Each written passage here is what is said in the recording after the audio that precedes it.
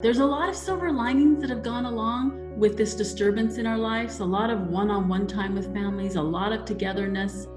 But with that comes a lot of challenges too. Challenges when families have lost employment, challenges when maybe they have a loved one who's sick, challenges when they can't get out, or really feelings of loss, because that's what we're dealing with, is quite a bit of grief because we've lost quite a few things that we're used to. But that human connection, just being there with your children, is really what's important right now.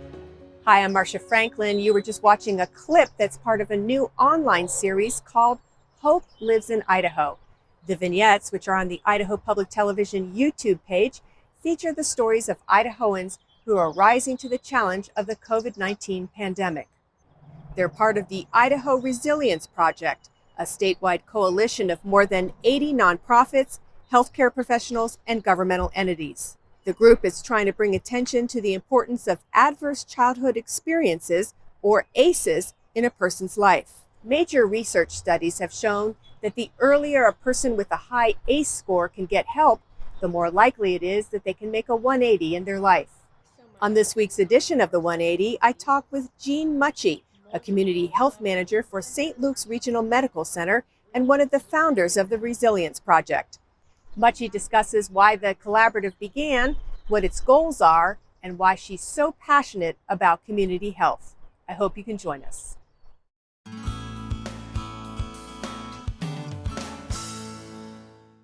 Well, Jean, thanks so much for joining me. You are so busy on multiple levels, so I really appreciate you taking the time. Thank you for having me, Marcia. I appreciate it.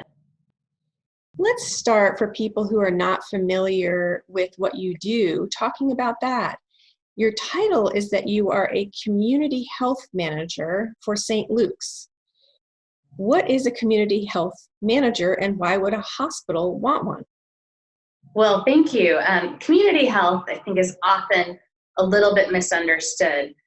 But as we have really started to better understand the influences on people's health, we really have come to broadly better understand that health happens in our community. We are really great at preventative care and interventions, but if people are returning back to a community environment where they don't have access to healthy foods, they don't have access to housing, there's just a whole bunch of gaps at home for them in their community, then that can really not foster good health. So community health really is understanding that we have the clinical arm of our hospitals, but then we really are addressing the social determinants of health, those factors where we live, learn, work, play, age, and worship, that those really fundamentally influence our health. So that is what our team gets to do, is work with our community broadly and partners to improve the health of our communities. So we call it upstream work. And then when people really need high level acute care, we kind of call that the downstream work.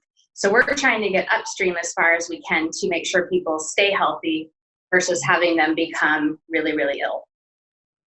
What are you seeing in the communities that you serve, Jean, that might be of concern and led you to start the Resilience Project, which we'll talk about in a moment? But what are you seeing? Poverty, lack of housing, healthy housing. There's a lot of older homes where there may be lack of insulation. So you start to see colder winters for folks who are living without proper insulation. We'll start to maybe see asthma exacerbations. Some of these things that we see crop up in specific neighborhoods, even not even a full community, but certain census tracts. And so I had been managing a childhood obesity program at St. Luke's, which we really try not to use the obesity word. We really talk about children's healthy lifestyle. But we were really starting to notice that no matter what we did, we didn't really see sustained results for these kiddos.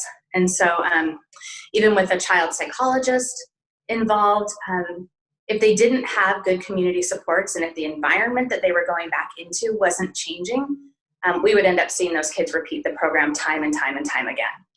And it's just started us kind of questioning what's really the root cause of some of what we were seeing. And so as we started digging a little more deeply, it became apparent, I think, to all of us over a number of years that a lot of health inequities were a big reason for this. And, there was this misnomer that these kids would just overeat.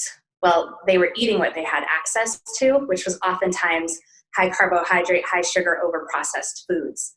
And so even though they were coming into the program and we were giving them access to different foods to try that they loved, one of the kids' most favorites was jicama.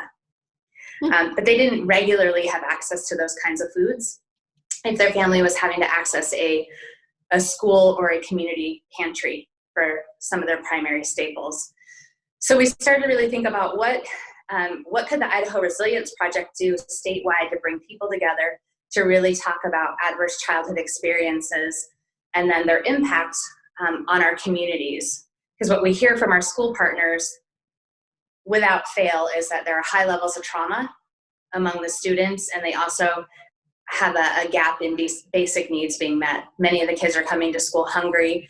Parents are working 2 jobs.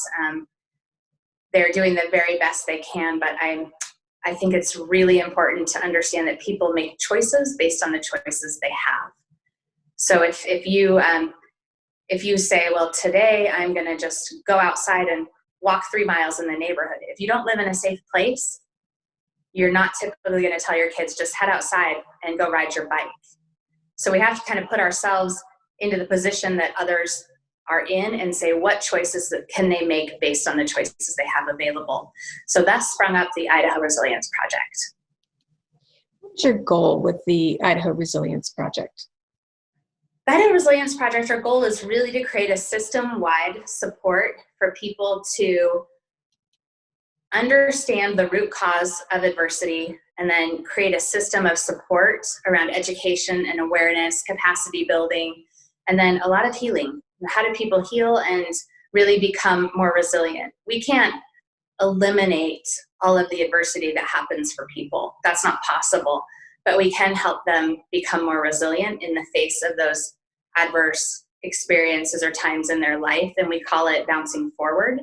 How can we help people become resilient so they bounce forward and kind of have a little bit of Teflon and say, I know how to regulate myself. I know that I can manage through this. But the most critical thing is I know that I have a trusted adult who's not going to let me down. I have somebody I can always go to, whether that's a parent, a grandparent, a teacher. That shows up for people's, especially these kiddos, it shows up very differently in many of their lives. But the science, and I think even just common sense, really does show us that relationship with a trusted adult is really, really poignant and pivotal to the outcomes for these kids. You have a lot of partners in this. We do. Governmental entities, healthcare professionals, Big Brothers, Big Sisters, organizations like that. Many people might say, look, this is not the role of government. Let parents handle these situations. And, of course, Idaho has an independent streak. Pull yourself up by your bootstraps. Don't let things like your past hinder you. Just keep going.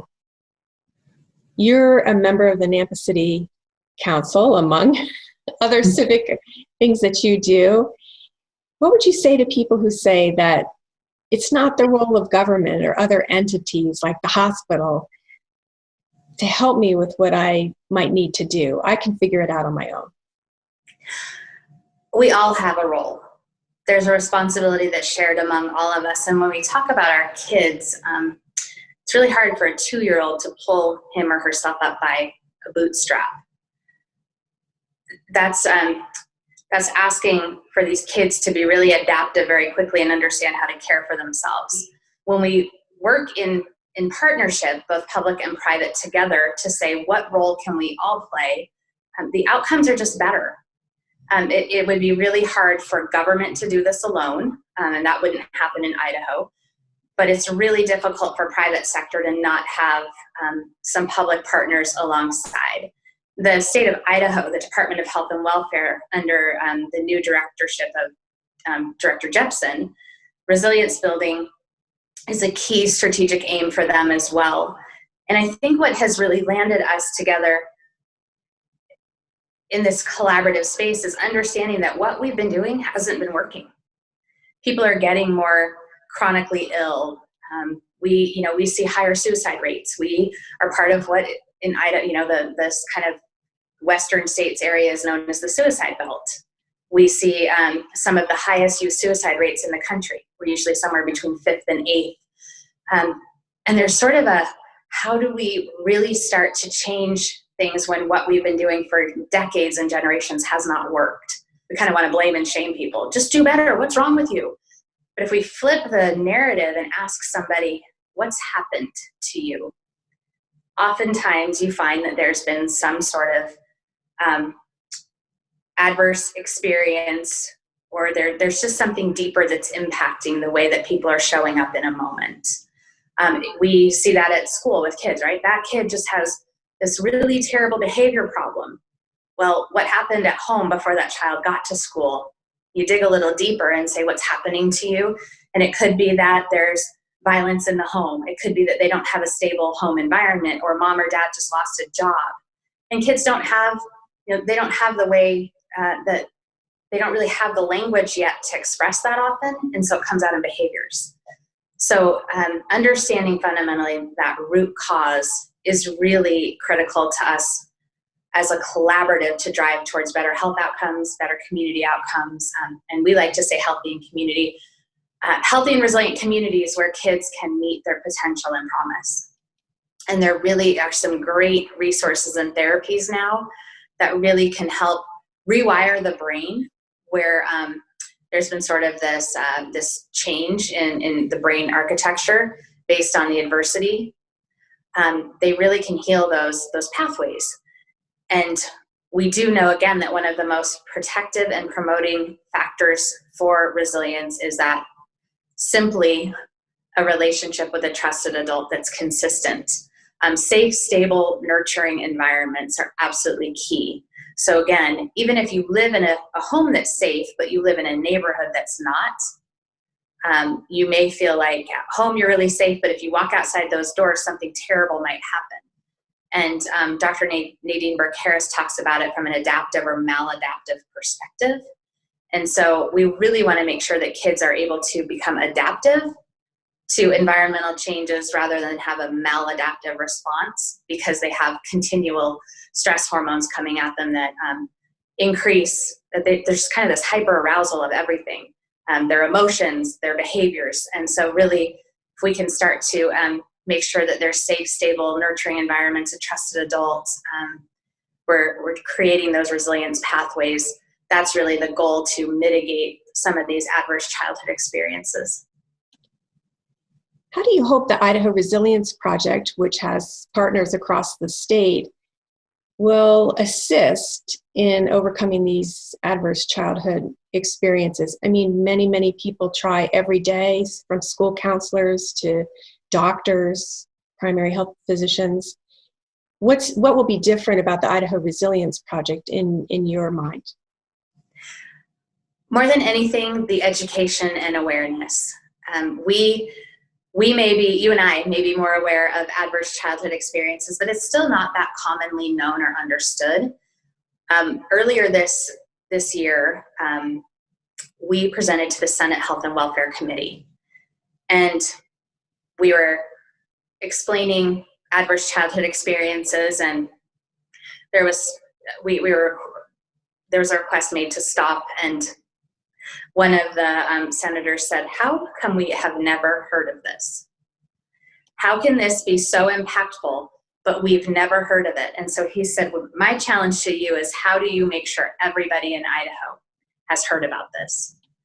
So that, I think, really is what the Idaho Resilience Project aims to do, is to really grow broad awareness and understanding of adverse childhood experiences, but again, that they are not predictive. That really the key antidote is really resilience building. And how do we, again, create that healthy community environment where adverse childhood experiences are not as common? One key component of that is the Idaho Resilience Project statewide documentary that we have underway with Idaho Public Television currently. And that will be that will be aired across the state. And then we hope to do local screenings in a lot of communities across the state. So that's one way for us to really start to tell our own story that doesn't look like San Francisco, where the Resilience documentary was filmed and produced. Excuse me.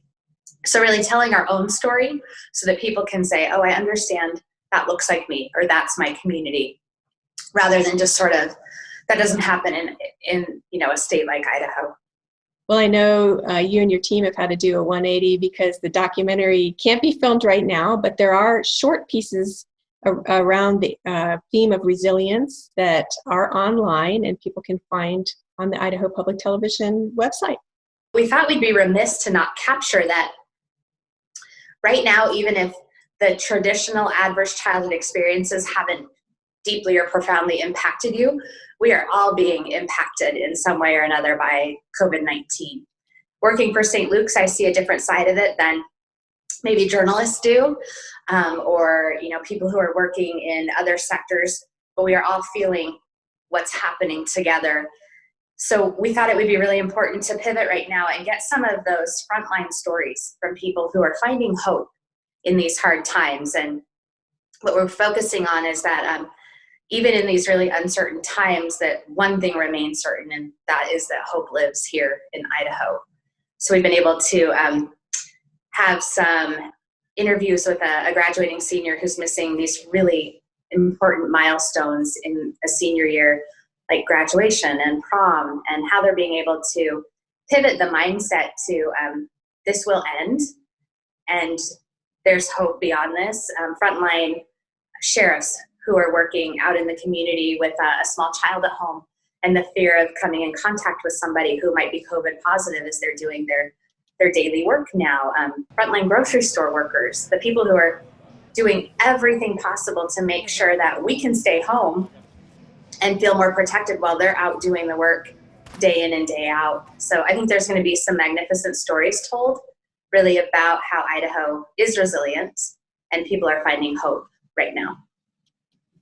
Jean, could you talk a little bit about yourself and your own trajectory and what influenced you, maybe a 180 that you had to do in your own life to get to where you are today? My parents are amazing. And as I've been able to sort of think back on why I think fundamentally this is so important to me, it starts with my parents. My dad went to West Point and then went to Vietnam.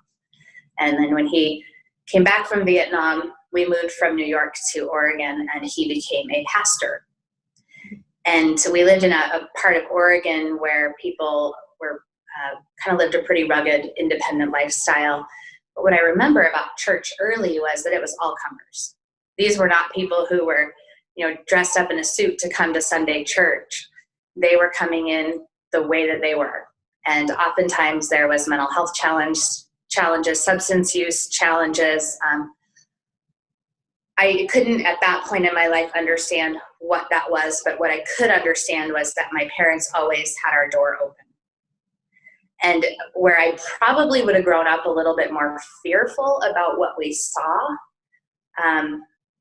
the way that my parents welcomed people into our home without judgment, just, you're here, we've got you, put a plate of food in front of somebody. There was this acceptance where I think early on I realized that we're not all the same, but we are all the same. We're all humans, and the struggles that each of us may face might look different, but what we have is shared agency in our humanity. And so I think early on, I learned that lesson that I wouldn't have understood how profound it was until later, starting to work with communities where I really saw these pervasive inequities. And I think it's incumbent on all of us, whether it's from a spiritual place or a belief system, do we value our children? And if we value them, we have to shepherd this course for them and understand that the challenges in these kids' lives can look very, very different, but they're a child and they don't get to make choices. Choices are made for them every day. They don't have agency over saying, yeah, I'm not going to participate in that.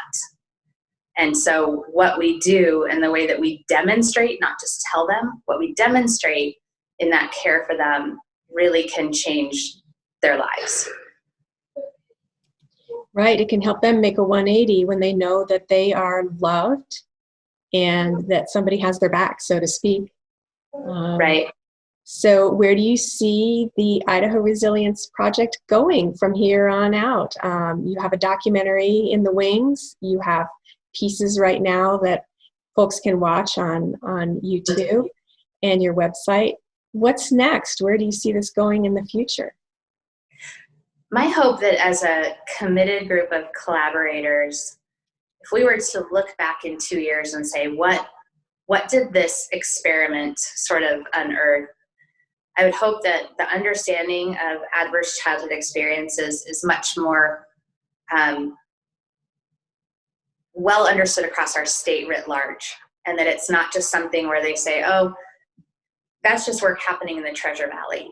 But people in Salmon can say, oh, I see how we can lean into that. I see how our own community narrative can be lifted through the way that we build our own regional or localized collaborative.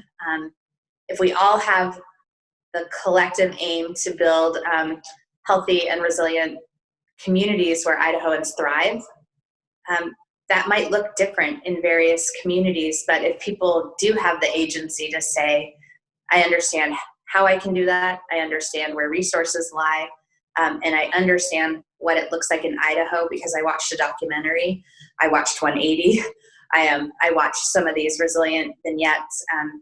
I understand that there is hope in Idaho, and I want people to, I hope that people understand that each one of us plays a role in building a healthy and resilient Idaho. We all have our part to play. It might look a little bit different. Some might say, well, we're not a large organization who has resources to bring to bear. But you are an individual who could look at a child and say, you matter, I see you, I hear you, and I care about you. We all can do something that simple. It doesn't matter if you're a parent or not. These are all children who, if somebody looks at them and says, Marcia, you matter today, and see the smile, right? Then you imagine a kid, like, you matter to me. I will see you today. I will see you tomorrow, and I'll be here for you next week. That's something we all can lean in on. It doesn't take money either. Yeah, it helps when you're an adult too, not just a kid, to hear that. Well, I encourage people to watch the talk show about resiliency and ACEs, which we have on our website and I'll link to, and also the pieces that you and your team are producing right now in advance of the documentary. And thank you for everything that you're doing. You have a lot of partners involved in this, and I'll be fascinated to see where it goes from here. Thank you very much. Thank you, Marcia. Thanks for bringing voice to this for us. You're a big part of the building education and awareness. Appreciate it. You bet.